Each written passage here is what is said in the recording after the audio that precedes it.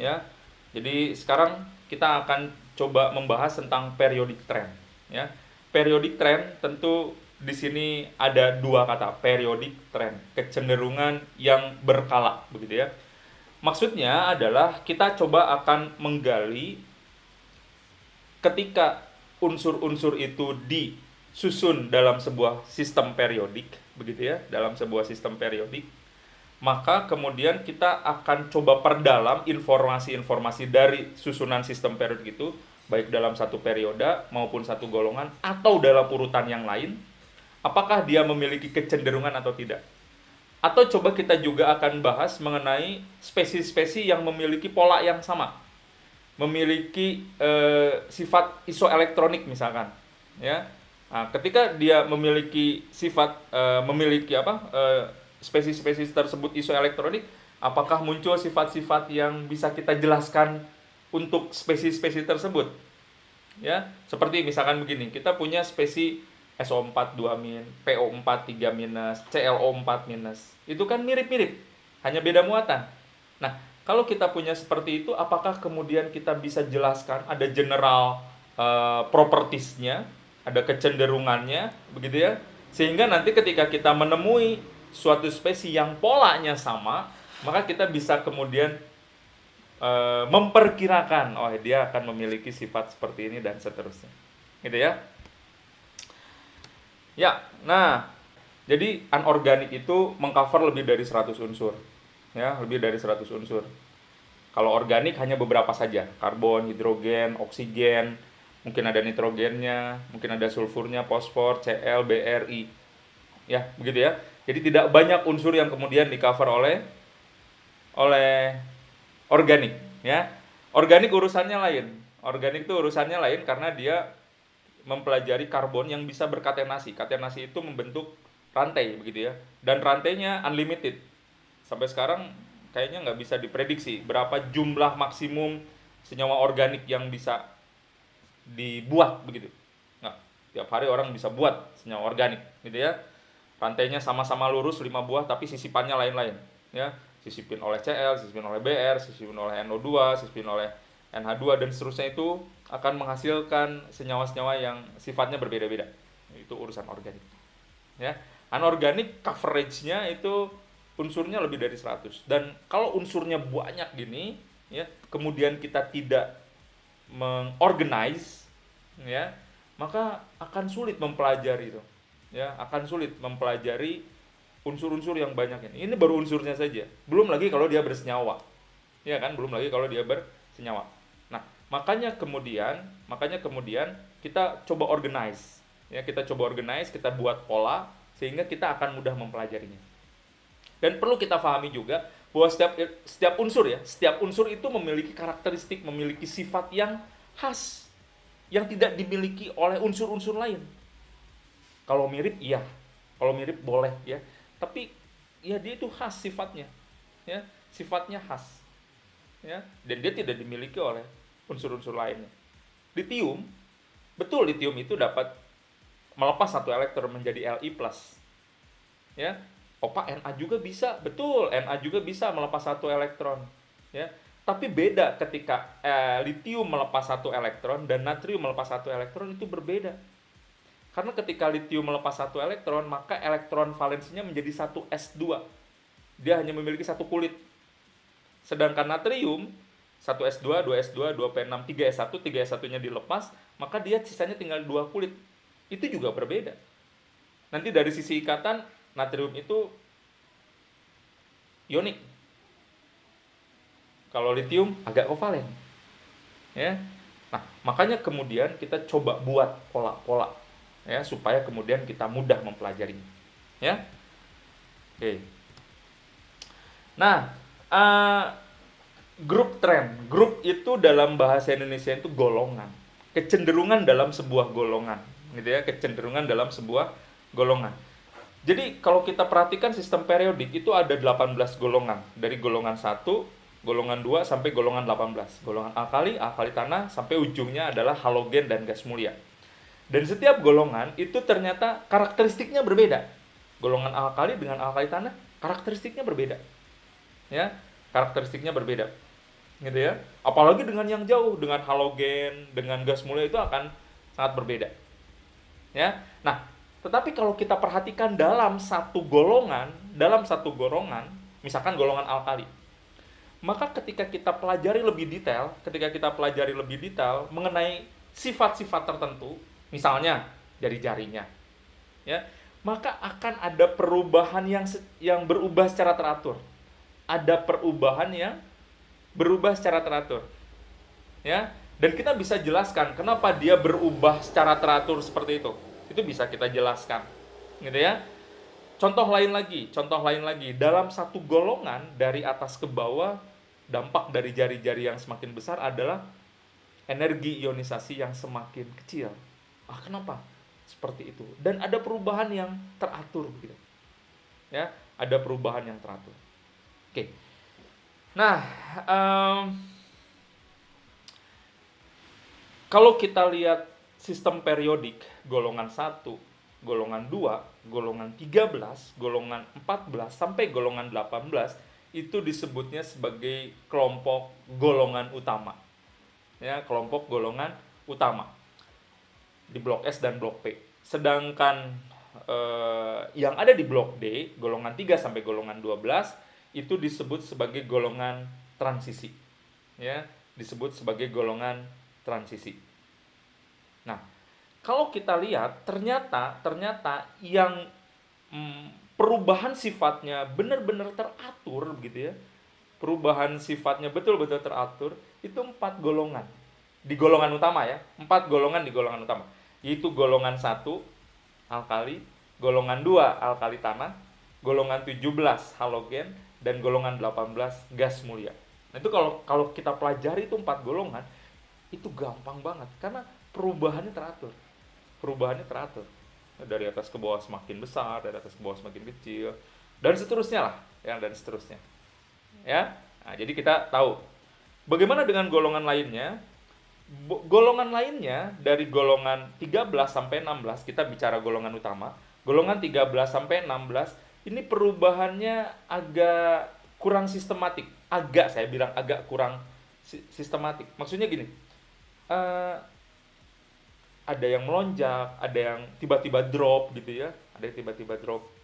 Kenapa demikian? Alasannya gini, kalau kita perhatikan golongan 1, golongan 2, golongan 1, golongan 2 itu logam. Golongan 17, 18 halogen dan gas mulia itu non logam.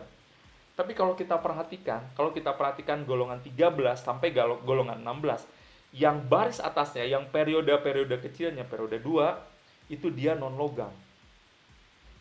Ke bawah, ya, kalau kita turun ke bawah, dia ketemu semi logam, dan kalau terus ke bawah kita ketemu logam. Ya, sudah bisa dipastikan antara logam dan non logam kan kecenderungannya berbeda. Kalau non logam kecenderungannya menangkap elektron, kalau logam kecenderungannya melepas elektron. Nah, makanya kemudian golongan 13 sampai 16 nanti kita bahas terpisah ya. Nah, ya di deskriptif nanti itu kita akan melihat ya ada beberapa sifat yang bisa kita buat pola, jari-jari bisa kita buat pola, tapi reaktivitas nggak bisa. Kenapa? Karena di atasnya non logam, di bawahnya logam. Yang di atas membentuk ikatan kovalen, yang di bawah membentuk ikatan ionik gitu. Di tengah-tengahnya ada semi logam gitu. Ya. Nah, jadi kalau kita perhatikan golongan utama pun ya itu ada golongan 1, golongan yang sebelah kiri dan sebelah kanan itu sistematis. Tapi yang di tengah enggak, karena tadi.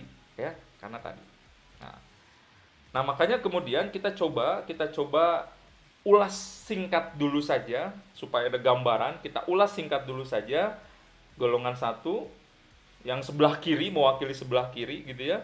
Nanti mungkin golongan 17 atau 18 mewakili yang sebelah kanan, dan satu golongan 15 yang mau saya informasikan sedikit, kita ulas sedikit saja gitu ya. Kita kuliti sedikit saja. Nanti kalau pengen lebih dalam di chapter-chapter berikutnya. Ya. Nah, kita coba lihat sekarang alkali. Nah, coba kita lihat. Barusan saya bilang bahwa alkali itu perubahannya itu memiliki keteraturan. Ya, memiliki keteraturan. Kita lihat sekarang, ya. Jadi, kalau kita lihat di sini saya punya data melting point, boiling point, and bonding types. ya jenis ikatan dari golongan satu, ya dari golongan satu, ya. Coba kalian lihat, bonding kategorinya metalik semua. Ini kita bicara unsur ya, kita bicara unsur, bukan bicara senyawa. Kalau senyawanya nanti ionik. Tapi bonding kategorinya di sini adalah ikatan yang terjadi antar atomnya. Ya, ikatan yang terjadi antar atomnya. Oke, coba kita lihat. Litium, sodium, potasium, rubidium, cesium. Kalau kita lihat melting point-nya makin rendah. Ya kan? Melting point-nya makin rendah. Cesium 29 derajat Celcius. Pada suhu kamar 25 derajat Celcius dia masih berbentuk padat. Tapi kalau misalkan cesium saya masukkan ke dalam tabung reaksi, kemudian tabung reaksinya saya genggam gitu ya. Saya genggam, suhu tubuh saya 37 derajat Celcius, maka dia akan melampaui titik lelehnya, melting point-nya, dan dia akan berubah fasa menjadi cairan. Jadi mencairkan cesium gampang sekali, tidak perlu dipanaskan, cukup digenggam saja. Tapi harus pakai pengaman ya, karena cesium ini reaktif banget ya, reaktif sekali. Ya. Nah, kecenderungan ini dapat dijelaskan dengan semakin ke bawah, ya, semakin ke bawah itu terjadi ikatan logamnya itu semakin lemah, ya. Ikatan logamnya semakin lemah. Kenapa ikatan logamnya semakin lemah? Karena jari-jarinya makin besar. Ya. Jadi kekuatan ikatan logam itu berbanding terbalik dengan jari-jari. Jadi kalau jari-jarinya kecil, maka kekuatan ikatannya cukup kuat. Makin besar ukuran jari-jarinya, ukuran atomnya makin besar, maka kekuatan ikatan ikatan logamnya makin lemah. Dan kalau kita lihat di sini, karena semua bonding kategorinya sama, metalik, maka kita bisa jelaskan seperti itu. Kenapa semakin kecil, semakin rendah melting point-nya, boiling point-nya juga semakin rendah. Kalau kita lihat teratur sekali kan, tidak ada yang kemudian naik turun gitu, nggak ada. Kecenderungannya sangat teratur. Contohnya, ya. Yang lain lagi, ya, bahwa semua semua unsur alkali itu sangat reaktif, ya, reaktif. Dari atas ke bawah itu makin reaktif,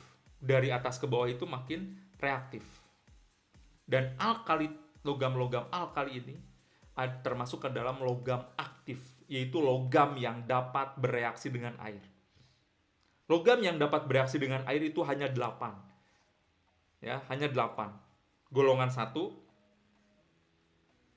litium, natrium, kalium, rubidium, cesium. Francium kalau secara trennya harusnya bisa bereaksi dengan air, ya. Tapi kalau kita cek, francium itu tidak pernah diujikan reaksi dengan airnya. Kenapa? Francium itu sifatnya radioaktif.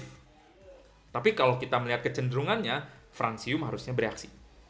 Ya. Ditambah dengan 3 unsur golongan 2. 3 buah unsur golongan 2. Yaitu kalsium bisa bereaksi dengan air, strontium bisa bereaksi dengan air, barium bisa bereaksi dengan air. Air yang saya maksud adalah air pada suhu kamar. Kalau hanya bereaksi dengan air saja, magnesium bereaksi dengan air. Tapi kalau magnesium itu harus menggunakan air yang suhunya tinggi. Nah, ini tidak termasuk ke dalam kelompok logam aktif. Ya.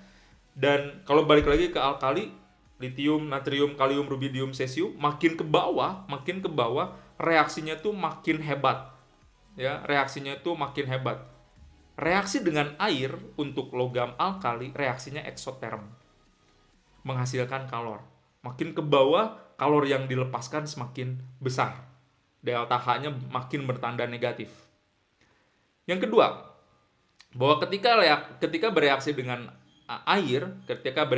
air, maka akan dihasilkan gas hidrogen. Jadi gas hidrogennya rilis ke udara. Dan kita ingat di udara ini ada oksigen. Hidrogen dengan oksigen bisa bereaksi? Bisa kalau ada triggernya. Apa triggernya? Kalor. Jadi reaksi ini menghasilkan kalor, menghasilkan hidrogen. Hidrogennya akan bereaksi dengan oksigen di udara karena ada kalor dari reaksi ini. Karena dilepaskan sejumlah kalor dari reaksi ini. Ya. Jadi kalau kita kemudian mereaksikan antara natrium dengan air, kita akan melihat ada gas hidrogen yang terbakar. Itu adalah reaksi sekunder yang terjadi. Ya, reaksi sekunder yang terjadi. Ya. Ini penjelasan sisa ke bawahnya ya, litium itu bereaksinya ya bereaksi dengan air tapi dia slow gitu ya, lambat gitu ya. Untuk ukuran alkali termasuk lambat ya. Natrium bereaksi juga dengan air, dia bereaksinya itu mulai dari permukaan agak lebih cepat dibandingkan litium tapi tidak sehebat kalau misalkan menggunakan kalium, menggunakan rubidium atau menggunakan cesium. Ya, menggunakan cesium. Ya. Nah, jadi itu ada polanya kan? Ada polanya. Ya, kita bisa jelaskan seperti itu. Nah, kelompok kedua, golongan kedua yang mau saya jelaskan adalah kita dari kiri pindah ke kanan, yaitu halogen. Ya, kita pindah ke kanan adalah halogen. Ya. Oke. Nah, halogen yang kita maksud adalah golongan 17 atau dulu kita sebutnya sebagai golongan 7A, gitu ya. Di situ anggota unsurnya ada F, fluorin, Cl, klorin, Br, bromin, I, iodin. Di bawahnya ada AS, astatin, AT, astatin. Dan ada unsur baru ya beberapa tahun belakangan ini, itu unsur TS, tenosin. Ya, tenosin. Nah, tapi kemudian halogen yang kita maksud dalam hal ini adalah 4 unsur pertama. Ya, 4 unsur pertama. Kenapa hanya 4 unsur pertama saja? Pertama, 4 unsur pertama ini di alam ditemukan dalam jumlah yang cukup banyak juga. FCl, BRI. Ya. Kalau astatin dengan tenosin itu bersifat radioaktif. Apalagi tenosin itu unsurnya adalah sintetik, unsur yang dibuat oleh manusia. Gitu ya. Dan sifat-sifatnya memang belum banyak terkuak begitu ya, belum banyak tereksplorasi. Ya, sehingga pada pembahasan halogen nanti kita hanya meninjau biasanya 4 saja. Ya, 4 saja. Tapi kalau kita tahu pola yang 4, yang 2 lagi bisa kita prediksi? Ya. Prediksi. Yang namanya prediksi belum tentu benar. Harus dibuktikan secara eksperimen. Kita bisa membuat hipotesa. Ya, kalau yang atas polanya begini, maka yang bawah begini. Contoh misalkan, yang atas itu dalam keadaan paling sederhana ditemukan dalam bentuk diatomik. Diatomik F2, Cl2, Br2, I2. Kalau AT bisa nggak AT2? Bisa.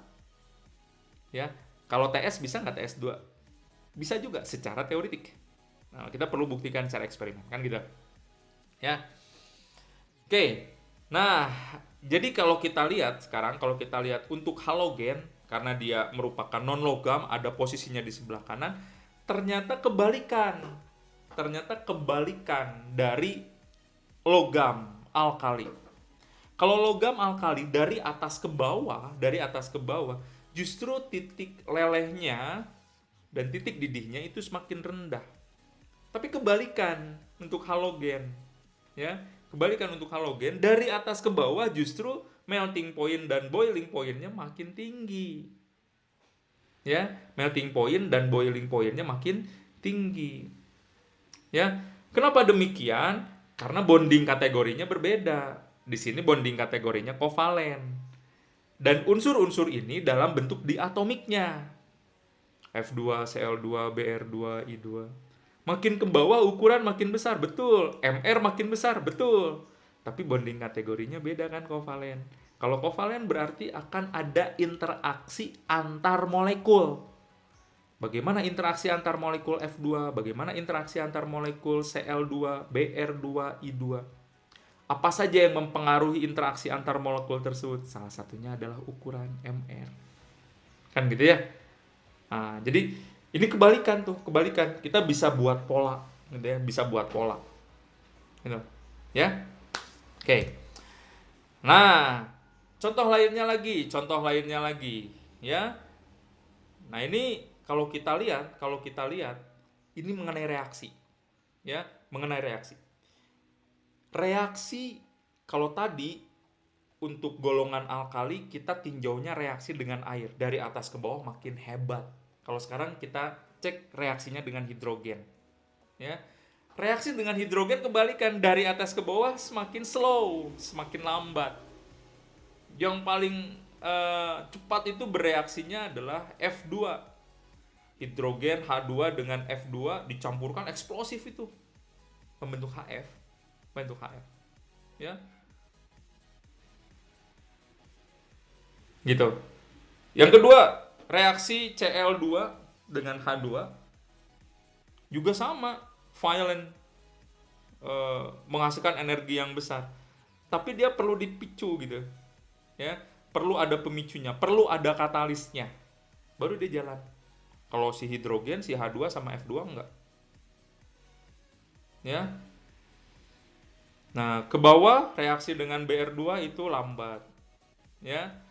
Kalau reaksi dengan I2, I2-nya harus berbentuk vapor, gas gitu ya, berbentuk uap. Gitu ya. Itu malah kesetimbangan. H2 dengan I2 setimbang dengan 2HI. Malah berkesetimbangan, gitu ya.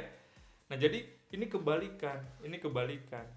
Ya, karena dia untuk unsur-unsur non logam sifatnya berbeda dengan unsur-unsur logam, gitu ya. Tapi poinnya yang mau saya tekankan di sini adalah kita punya pola yang teratur, gitu ya. Pola yang teratur. Nah, sekarang coba kita lihat unsur-unsur yang di tengah. Tadi kan kita ambil yang ujung dan ujung ya, ujung dan ujung. Sekarang kita ambil yang tengah. Yang tengah itu saya wakili dengan golongan nitrogen, ya, golongan nitrogen. Coba kita lihat, ya. Nitrogen kalau kita lihat dulu tabelnya, ya, kita coba belajar memahami data dari tabel. Coba kita lihat melting point-nya. Melting point-nya nitrogen minus 210, fosfor 44, arsenik itu dia tidak ada melting point, boiling point-nya karena dia mengalami sublimasi. Ya, sublimasi itu mengalami perubahan fasa padat menjadi gas pada suhu 615. Ya. Antimon 631, bismut 271. Kalau saudara lihat nggak ada keteraturan. Ya. Tapi poinnya begini, Kalau kovalen, ingatnya kovalen itu yang golongan 17 tadi. Ingat golongan 17 tadi.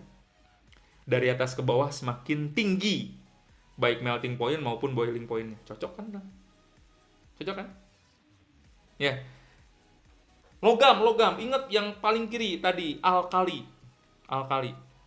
Alkali dari atas ke bawah melting point dan boiling point-nya semakin rendah. Cocok kan? Ya, melting point-nya semakin rendah. Ya, melting point-nya makin rendah. Nah, kenapa demikian? Kalau kita lihat bonding kategorisnya beda. Ada kovalen, ada network kovalen, ada metalik. Gitu ya, ada metalik. Jadi nitrogen fosfor itu kecenderungannya menangkap elektron, tapi yang bawah antimon sama bismut ya, itu kecenderungannya adalah melepas elektron karena dia logam. Ya. Nah, jadi dan kalau kita lihat juga di sini ada perubahan, ada transisi. Ada transisi dari non logam ke logam. Ya. Ada transisi dari logam ke non logam. Dari non logam di atas ke logam di bawah. Ya. Nah, itu ada perubahan di situnya sehingga mengakibatkan pola untuk melting point dan boiling point-nya agak dalam tanda petik kacau. Ya, agak kacau. Ya. Nah, yang seperti ini kita perlu bahas agak beda begitu pembahasannya. Kalau yang punya pola yang enak gitu ya gampang. Tapi kalau yang ini kita perlu tinjau lebih, diklasifikasi lagi begitu ya. Dalam satu golongan kita klasifikasi lagi gini, supaya kemudian kita bisa memahami lebih utuh. Ya. Oke. Kita lihat di sini ada periodic trend in bonding, ya. Periodic trend in bonding. Nah, kalau kita lihat dalam perioda, ya, kalau kita lihat dalam perioda, maka dari kiri ke kanan itu juga ada perubahan yang periodik, ya, perubahan yang periodik, ya. Dimulai dari sebelah kirinya kalau kita tinjau ikatannya, tentu senyawa-senyawa yang di sebelah kiri itu akan ionik, ya, akan ionik. Dan semakin ke kanan karakteristik ioniknya berkurang dan sampai ke kanan menjadi kovalen. Ya, semakin ke kanan semakin menjadi kovalen. Ya, maka kemudian akan ada sifat-sifat fisika, sifat-sifat kimia yang harus kita klasifikasi lagi kalau kita bicara dalam satu periode. Mana kelompok logamnya? Oh, cuma 3. Misalkan periode 3 cuma natrium, magnesium sama aluminium. Oke. 3 kita pelajari bagaimana kecenderungannya. Oh, silikon network kovalen. Oke, kita simpan sendiri. Yang kanannya mulai dari fosfor, sulfur, klorin dan argon. Itu non logamnya. Kita lihat apakah punya pola-pola tertentu atau tidak. Ya. Bagaimana kalau dia membentuk sebuah spesi dengan oksigen, membentuk oksida kah, membentuk peroksida kah, membentuk superoksida kah, apakah membentuk anion-anion sisa asam oksi. Nah, itu kita bisa pelajari, ya, kita bisa pelajari. Makanya kalau misalkan dia nggak dalam satu kelompok tersebut tidak kompak, misalkan tidak ionik semua, tidak logam semua, gitu ya, bermacam-macam, maka kita harus klasifikasi lagi dalam satu kelompok tersebut, gitu ya. Oke, coba kita lihat misalkan the second period element, ya, unsur-unsur periode kedua. Kalau kita ingat, unsur-unsur periode kedua itu ada 8 unsur. Lithium, beryllium, boron, karbon, nitrogen dalam bentuk N2, oksigen dalam bentuk O2, F, fluorin dalam bentuk F2, dan neon memang monoatomik. Ya, monoatomik. Oke, kalau kita lihat misalkan melting point-nya 180, 1287, 2180, 4100 sublimasi. Ya, sublimasi. Terus lihat drop tuh. 210, 229, 219, 200 minus ya itu. Minus 249. Ya, langsung drop. Kenapa demikian? Coba kita lihat dari kategori bondingnya, kategori ikatannya. Ya. Ikatan-ikatan logam atau network kovalen itu pasti dia akan memiliki melting point yang tinggi. Tapi beda kalau misalkan kovalen. Ya, kovalen. Ya. Itu bentuknya gas semua itu. N2, O2, F2, neon itu bentuknya gas semua pada suhu kamar. Tapi lithium, beryllium, boron, dan karbon kita temukan dalam fasa padat pada suhu kamar. Ya, fasa padat pada suhu kamar. Nah, untuk metalik berarti kita harus tinjau bagaimana pola kristalnya. Ya. Apakah dia merupakan struktur kristalnya, apakah kubus sederhana, kubus berpusat muka, kubus berpusat badan, dan seterusnya. Ya. Kalau network kovalen berarti kita lihat strukturnya. Bagaimana struktur boron dalam network kovalen? Karbon dalam bentuk alotrop apa? Karena karbon memiliki beberapa alotrop. Ada berupa yang amorf, ada yang berupa grafit, ada yang berupa diamond, ada yang berupa karbon nanotube, ada yang berupa fullerene. Nah, itu bisa jadi berbeda-beda. Ya, bisa jadi berbeda-beda. Tapi kalau yang kovalen itu kan molekular. Ada, kita punya molekul N2, kita bisa ilustrasikan, kita bisa buat diagram molekular orbitalnya dan seterusnya.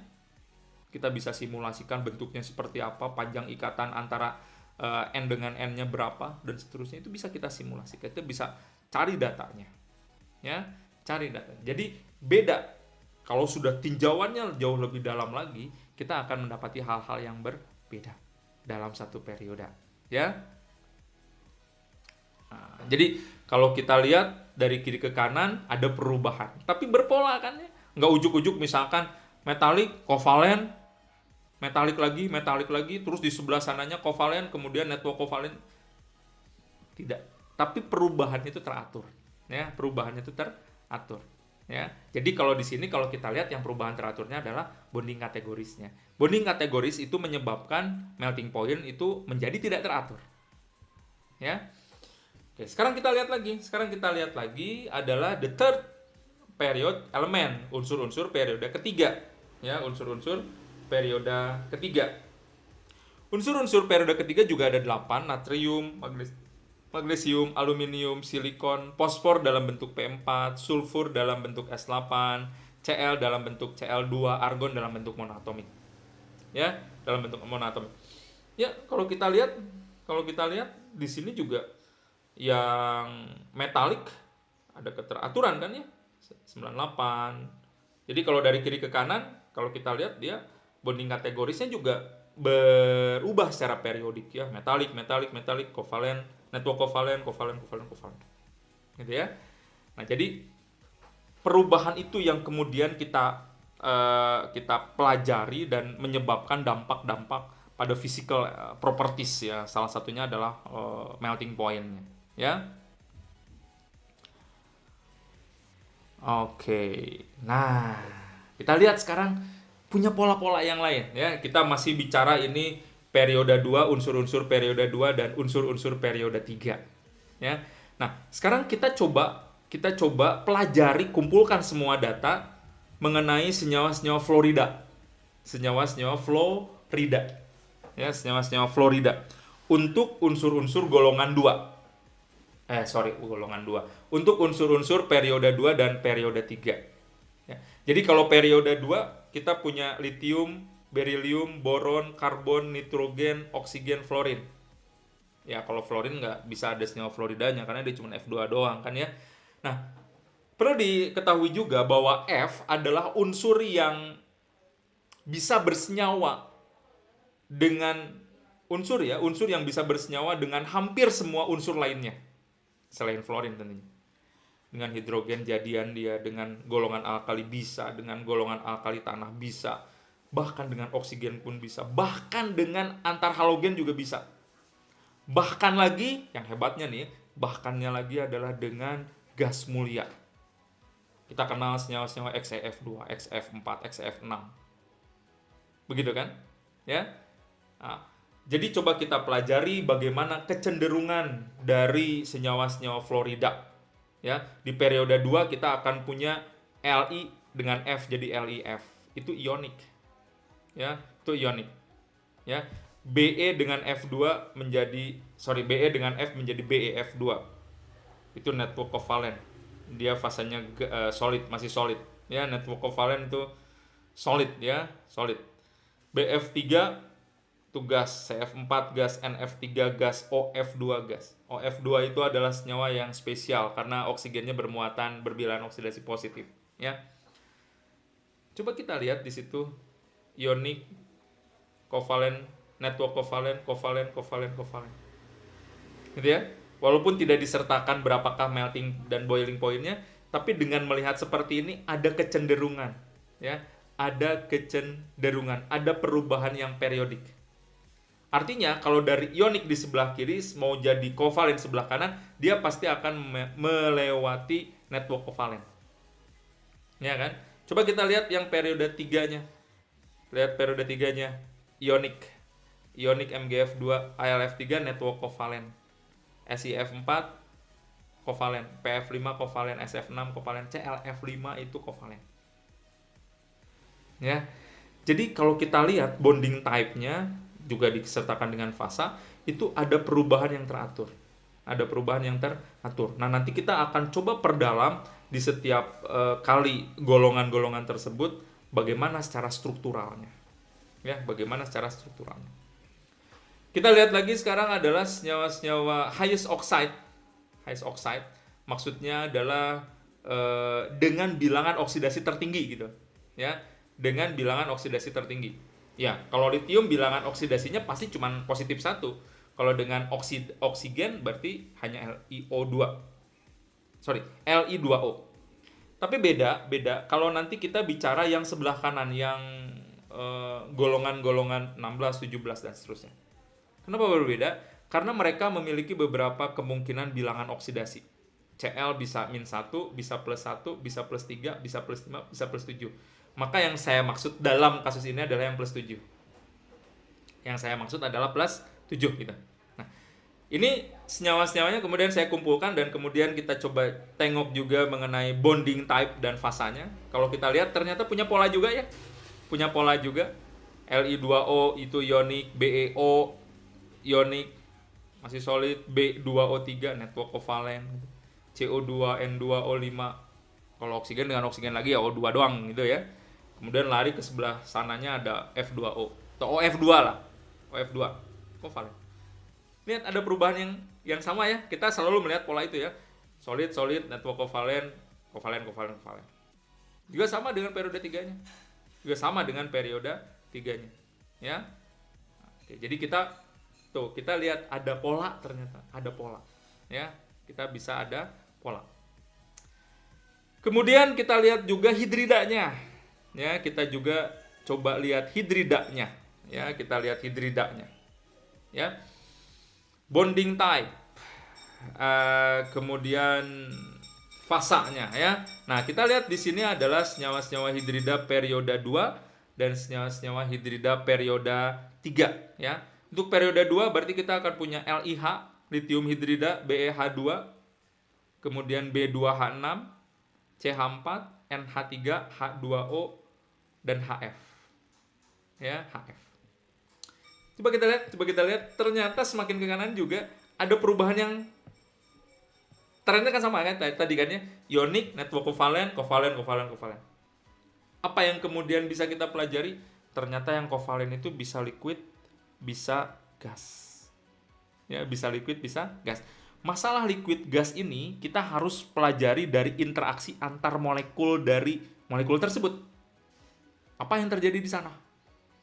Ya, karena fasa pada suhu kamar itu terkait dengan titik didih dan titik lelehnya. Titik didih dan titik leleh itu berkaitan dengan interaksi antar molekul, interaksi dengan tetangganya. Makin kuat interaksi dengan tetangganya, kuat banget, maka pada suhu kamar bisa berfasa cair. Ya, bisa berfasa cair. Oke, bisa berfasa cair. Oke, sekarang kita lihat lagi. Berarti kalau gitu kita bisa simpulkan bahwa untuk H2O dan HF interaksi antar molekularnya cukup kuat gitu ya, cukup kuat. Ya, di NH3 pun lah, karena kita harus lihat bandingin dengan yang lain ya. Nah, kita ingat bahwa pada NH3, antar H2O dan antar HF itu terdapat satu interaksi yang cukup kuat yang kita sebut sebagai ikatan hidrogen. Ya.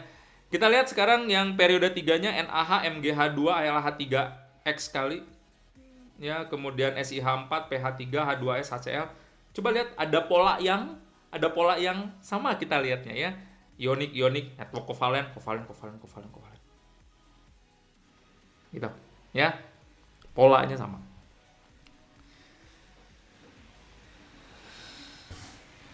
Oke. Yang berikutnya, coba kita lihat sekarang isoelectronic series in covalent compound ya. Jadi coba kita lihat spesies-spesies yang isoelektronik ya, spesies-spesies yang isoelektronik. Oke. Jadi ketika kita bicara untuk senyawa-senyawa kovalen ya, saya bicara secara senyawa kovalen baik membentuk senyawa maupun membentuk ion, ternyata akhirnya memiliki atau ditemukan pola-pola yang mirip. Ya, pola-pola yang mirip. Dan itu isoelektronik ya. Kalau kita cek nanti itu isoelektronik ya. Nah, contohnya adalah sisa asam oksi dengan bilangan oksidasi tertinggi untuk periode 3. Itu polanya sama. SiO4 4-, PO4 3-, SO4 2-, dan ClO4-. Tapi muatannya beda, Pak. Ya, muatan itu dalam upaya supaya isoelektronik untuk mencapai kesetimbangan. Gitu ya, untuk mencapai kesetimbangan. Ya. Jadi 4 spesies ini merupakan spesies yang isoelektronik. Ya, isoelektronik. Ya. Jadi kalau kita hitung jumlah elektron valensi totalnya untuk setiap spesies ini itu pasti sama. Ya, itu pasti sama. Oke. Contoh lain lagi yang jumlah elektron valensinya sama ya. tetapi jumlah elektronnya beda. Elektron valensinya sama, jumlah elektron valensinya sama, tapi total jumlah elektron dalam spesies tersebut berbeda.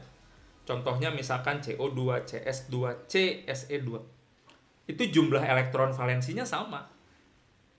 Ya, kalau kalian hitung jumlah elektron valensinya, karbon itu 4, oksigen itu 6. 6 kali 2, 12. 12 tambah 4, 16.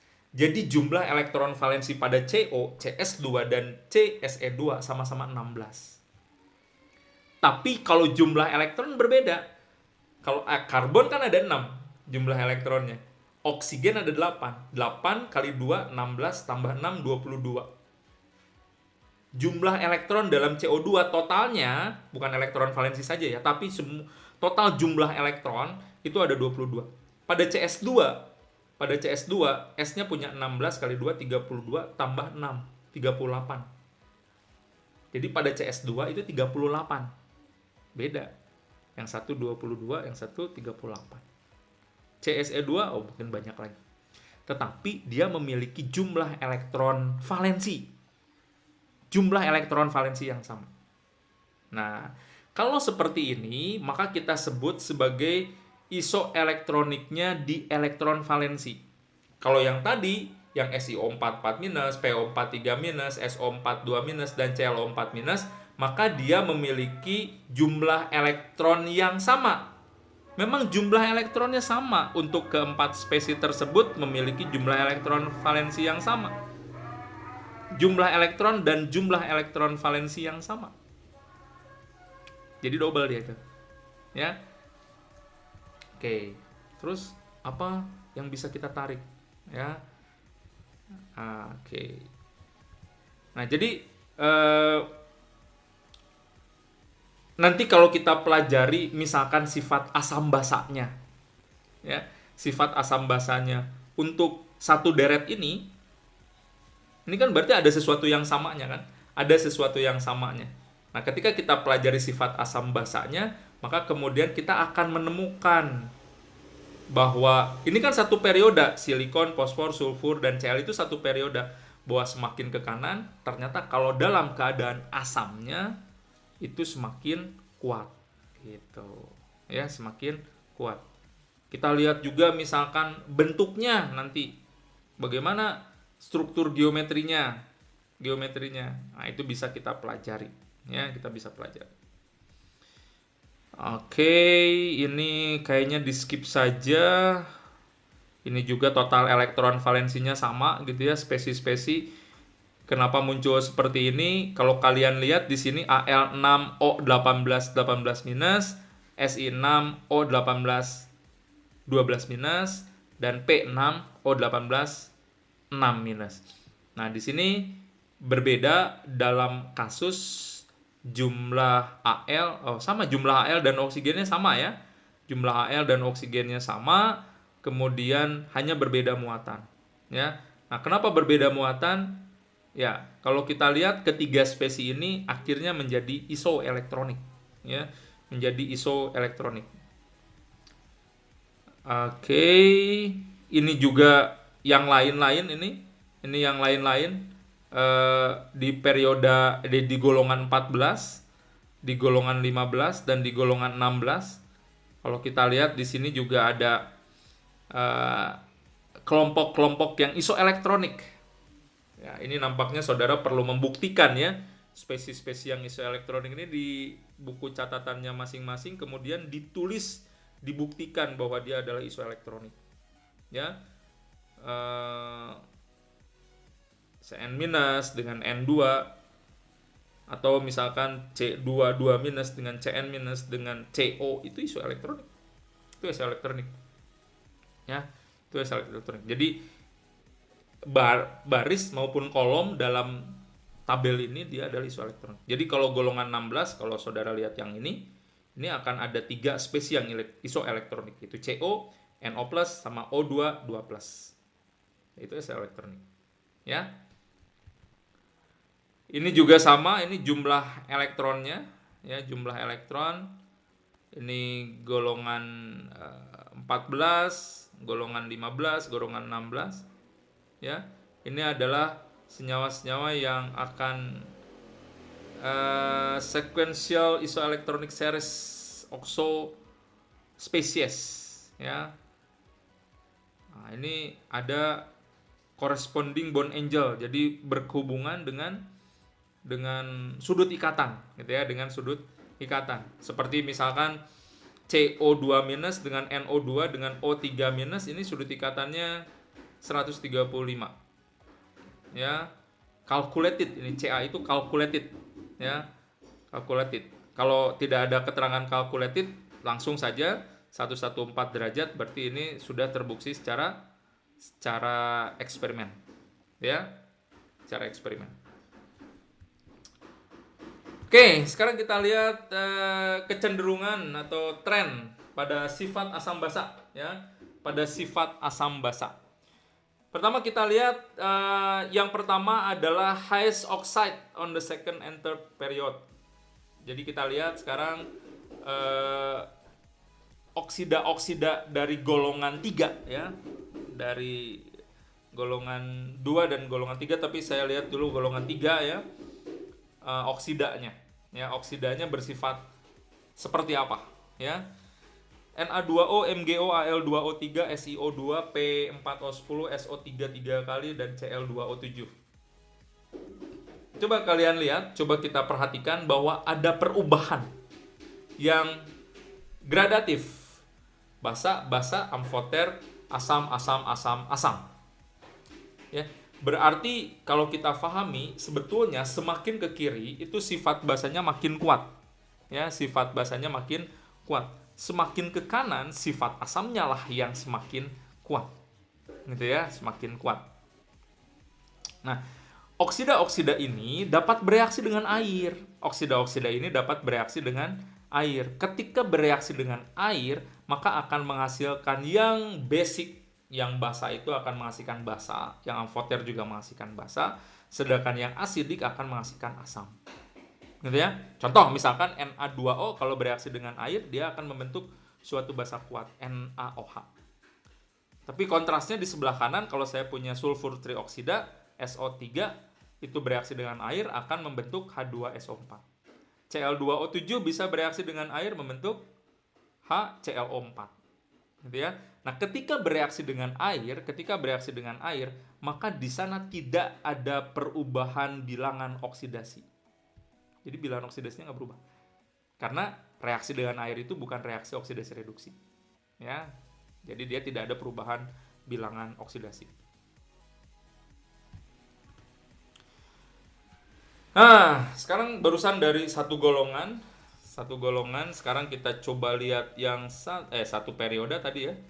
Tadi satu periode, sekarang kita coba lihat segolongan, ya, yang segolongan.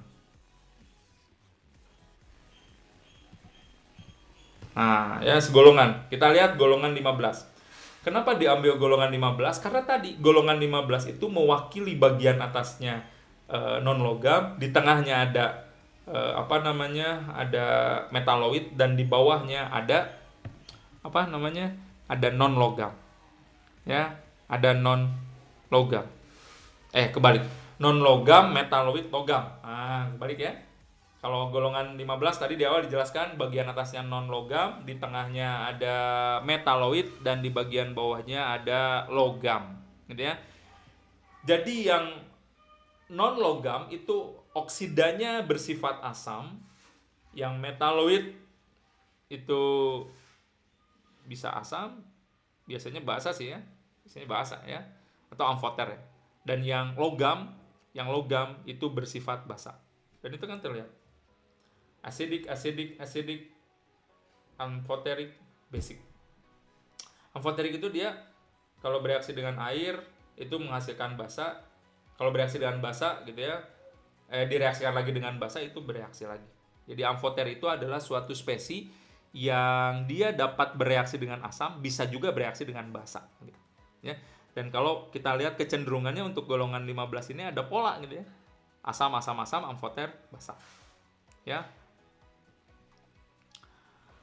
Oke, sekarang kita lihat bagaimana hidrida kovalen dari periode 2 dan periode 3. ya. Periode 2 dan periode 3. Ini hidridanya, ya. Oke. Jadi kalau barusan kita bahas mengenai oksida, sekarang kita bahas mengenai hidrida. Kalau oksida tadi berarti dia dengan oksigen yang bermuatan -2, atau dengan oksigen yang bilangan oksidasinya -2. Nah, kalau sekarang kita coba lihat bagaimana pola senyawa-senyawa hidrida dari periode 2 dan periode 3 terkait dengan sifat asam basanya.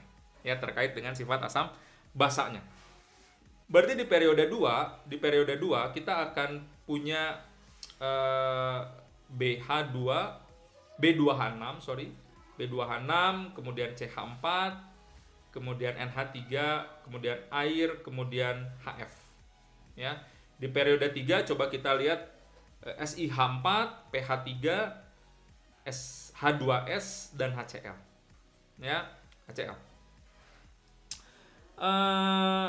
Bagaimana kemudian kita memahami sifat asam basa ini? Karena kita menggunakan pelarut air, maka kita bisa meninjau teori asam basa Arrhenius atau teori asam basa Bronsted-Lowry gitu. Ya, dengan teori asam basa Bronsted-Lowry. Kalau teori asam basa Bronsted-Lowry ya tentu kita perlu nilai Ka gitu ya untuk menentukan apakah dia asam atau basa. Tapi kurang lebih kesimpulannya begini, kurang lebih. B2H6 itu sifatnya netral, CH4 itu netral, NH3 itu basa, ya H2O tentu kalau tidak dinyatakan sebagai asam atau basa berarti kita menggunakan teori Arrhenius gitu ya. Dan HF itu merupakan asam yang lemah. Netral, basa, asam. Ya. Oke. Nah, coba kita lihat pola yang bawahnya. Netral, very weakly acidic. Very weakly acidic itu adalah asam yang sangat lemah. Ya. Kemudian asam. Ya, kemudian asam. Nah, asam basanya ini adalah dilihat dari kecenderungan misalkan harga Ka atau Kb bisa juga menggunakan teori Bronsted-Lowry. Kalau Bronsted-Lowry berarti kita tinjau dari mudah atau bisa atau tidaknya atau kecenderungannya menangkap atau menangkap atau melepas proton misalkan. Ya, menangkap atau melepas. Tapi poinnya apa? Poinnya adalah kalau kita melihat trennya itu ternyata semakin ke kanan untuk hidrida itu semakin bersifat asam. Ya, semakin bersifat asam. Nah, itu poinnya kan gitu. Ya, poinnya gitu. Oke. Kemudian kita juga akan lihat ternyata ketika sudah dikelompokkan menjadi sebuah sistem periodik, ternyata ada kemiripan, similarities ya. Ada kemiripan antara grup N antara golongan N dengan golongan N plus 10. Ya, antara golongan N dengan golongan N plus 10. Itu ternyata ada kemiripan, ya, ada kemiripan. Ya. Misal antara golongan 4 dengan golongan 14, misalkan gitu. Ya. Antara aluminium dengan skandium. Nah, nanti kita perlu bahas ya. Antara golongan 14 dengan titanium 4. Antara fosfor dengan vanadium, antara sulfur 6 dengan kromium 6, antara klorin 7 dengan mangan 7, antara xenon 7 dengan osmium 7. Ya. Antara golongan 1 alkali dengan coinage metal, golongan 11. Coinage metal itu adalah logam-logam yang pada masa lampau pernah digunakan sebagai mata uang. Emas, perak, dan tembaga. Ya. Dulu nenek moyang kita tidak pernah barangkali belajar kimia sestruktur, sesistematis kita. Barangkali juga belum tahu bagaimana cara mengelompokkan unsur-unsur. Tetapi kemudian orang tua kita zaman dahulu gitu ya, menggunakan logam-logam emas, perak, dan tembaga sebagai mata uangnya. Ya. Kemudian ada magnesium dan zinc.